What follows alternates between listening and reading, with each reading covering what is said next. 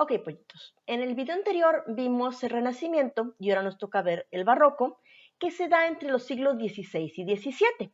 Ok, ¿qué es el Barroco? El Barroco es la corriente artística que se da entre el Renacimiento y la Ilustración, o sea, antes de la Revolución Francesa.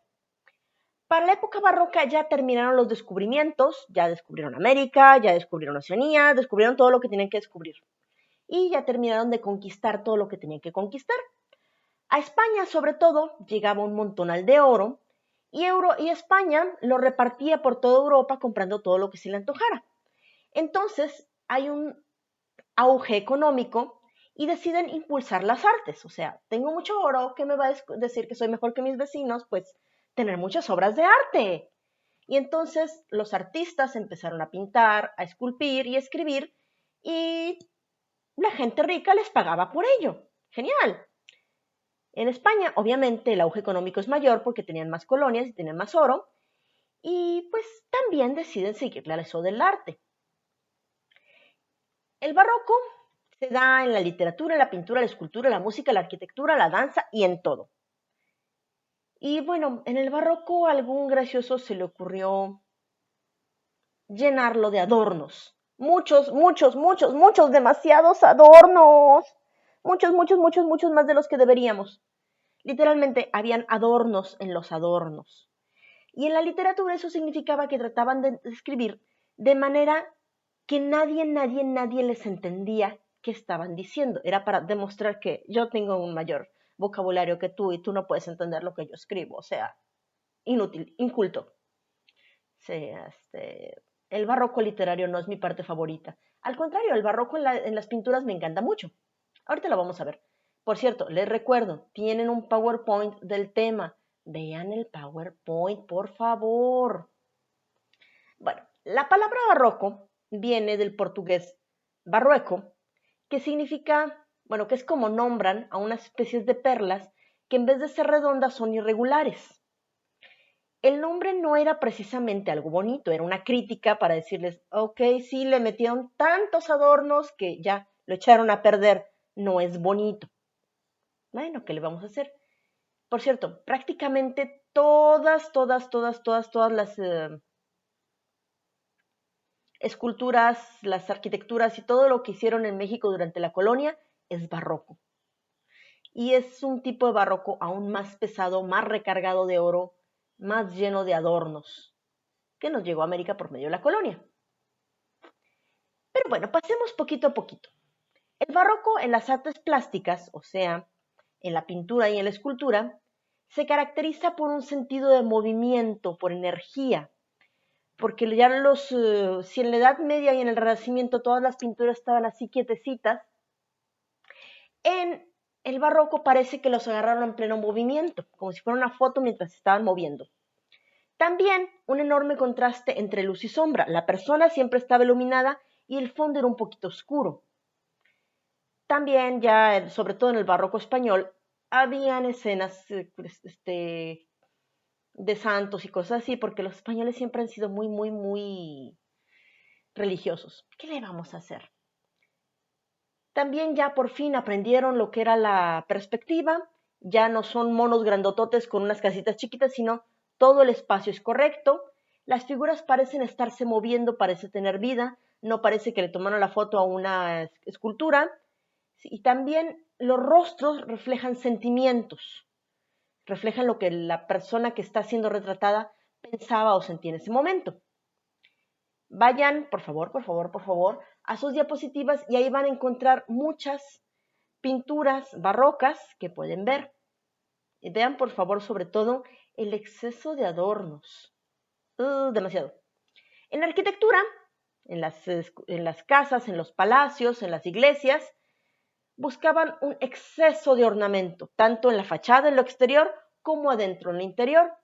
Si alguno de ustedes ha ido alguna vez a una de las catedrales coloniales, como la de Puebla, la de México, en Michoacán también, van a ver que están llenas de oro, llenas de altares, llenas de santos, llenas de pinturas, llenas de cosas grabadas, de cosas esculpidas. Todo está lleno de decoración. Así que no sabes hacia dónde mirar porque todo está decorado. Eso es el barroco. Y sobre todo el barroco mexicano, también llamado churriguresco, que es excesivo. También en las viviendas y los palacios hacía eso, aunque en México no tenemos casi uno de esos. En España y en Hispanoamérica este barroco se da principalmente en las iglesias. En América, por medio de la colonia, también se da y se le agregan elementos naturales que agregaron los artistas indígenas. Y les recuerdo, nosotros tenemos un barroco más cargado que el barroco normal. Pero bueno, también en sus diapositivas pueden encontrar imágenes de lugares barrocos. En literatura. Oh, Dios mío, el barroco en la literatura. Dios nos ampare. El barroco intentaba hacer algo nuevo, buscaba innovar y buscaba ser complejo, porque decían que la literatura era algo de ingenio, algo de gente conocedora. Entonces, nada más aquellos que tuvieran mucha inteligencia, que hubieran estudiado, que conocieran un montonal de palabras, podían entender la literatura. Curiosamente, buscaban acercarse a la gente común, pero no lo lograban, obviamente. Buscaban elevarse sobre lo común, sobre lo vulgar. Buscan hacer una literatura moral y didáctica que enseñara algo, sobre todo la parte española buscaba que enseñaba el amor a Dios, se preocupaban mucho por el futuro del hombre y básicamente a veces los barrocos estaban como que deprimidos. Hablaba en el teatro mucho de los problemas cotidianos, lo que ocurría en el día a día, y en la literatura, bueno, en el teatro también hablaban de infidelidades, problemas de amor, yo te quiero pero tú no me quieres, él me quiere pero yo no lo quiero, y sin embargo quiero a la otra persona, así pasaba todo el mundo. Y bueno, buscan nuevas formas métricas, o sea, de diferentes formas de escribir poesía, está también muy recargado, y sus temas eran, la vida se está acabando, el tiempo se está yendo. Una de sus ideas era el tempus fugit. En este momento que estamos hablando, ya el presente se está convirtiendo en pasado, y entonces ya no podemos recoger ese pasado, y lo que viene en el futuro no sabemos qué va a venir. ¡Ah! El mundo se va a acabar. Sí, en la época del barroco o también creían que el mundo se iba a acabar. De hecho, el mundo se ha intentado acabar como 10 veces y no lo logra. Y ahorita tampoco lo logrará con el coronavirus, no se preocupen. También decían que si, por ejemplo, si encontrabas una rosa, esa rosa era perfecta, era bonita, olía bonito, pero en 2 días la rosa se iba a morir y se iba a acabar. Las mujeres eran bellas, pero iban a envejecer y se iban a hacer feas. Los hombres eran fuertes, pero iban a envejecer y se iban a ser débiles. Y así todo se estaba acabando según ellos. El barroco, sobre todo el barroco español, está lleno de pesimismo, de desengaño, de que el mundo no tiene sentido y tratan de encontrarle ese sentido a la vida. Bueno, el barroco literario español se divide en dos partes, el culteranismo y el conceptismo. El culteranismo, con Luis de Góngora, busca encontrar las palabras más difíciles, más extrañas, los significados más oscuros y ponerlos en el poema, para que muy pocas personas los entendieran. Mientras que el conceptismo, de Francisco de Quevedo, buscaba juegos de ingenio, dobles sentidos, albures y demás, trataba de hacerlo todo algo que necesitara agudeza mental, que tuvieras que pensar mucho para entender lo que te están diciendo. Y bueno, esas dos partes del barroco se peleaban entre sí. Y Luis de Góngora y Francisco de Quevedo, sobre todo, se peleaban entre sí, se odiaban el uno al otro, se detestaban, en serio, se detestaban. Buscaban la novedad, lo nuevo en la literatura, algo que no se hubiera hecho antes, buscaban la sorpresa, que todo fuera difícil, que tuviera que ser descifrado, y así seguían.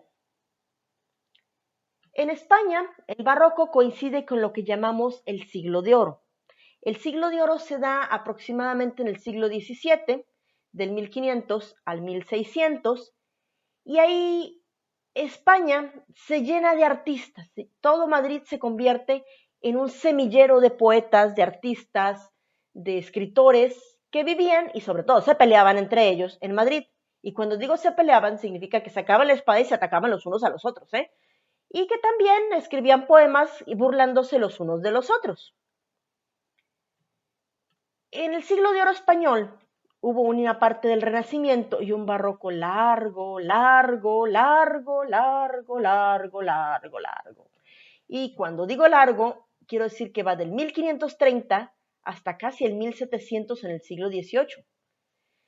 La España, que era sumamente católica, estaba en contra de los países protestantes, de los reformistas, y se dedicaba a atacarlos cada rato. En América éramos en nuestra mayoría colonias de españoles y nos llegó el barroco español y prácticamente toda la colonia fuimos barrocos. Dios nos ampare. También en América los españoles habían decretado que no podíamos importar libros. O sea, podíamos tener escritores, pero no podíamos traer libros europeos. Entonces solamente lo único que teníamos era lo que los escritores coloniales escribían. Y entre esos, damas y caballeros, está Sor Juana Inés de la Cruz, la gran poeta de la colonia mexicana. Ya cuando lleguen conmigo a literatura mexicana hablaremos de ella porque realmente no quiero tocar su tema. Entre los grandes autores del barroco español tenemos a Francisco de Quevedo, a Lope de Vega, a Luis de Góngora, Calderón de la Barca, Baltasar Gracián y otro verdadero montón. En Hispanoamérica, o sea, en la América colonial, tenemos a Sor Juana Inés de la Cruz, Carlos de Sigüenza y Góngora y el Inca Garcilaso de la Vega. Insisto, tienen una lista de estos autores en sus diapositivas. Por favor, revisen las diapositivas. Por favor, quédense en casa, manténganse sanos, laven sus manitas como ping-pong. Sean lindos pollitos, cuídense y espero verlos cuando este show termine. Bye bye. Nos vemos en la próxima, que es... si estamos en el barroco. Nos tocan después la ilustración y el neoclásico. Chip, chip, chip. Nos vemos. Bye bye.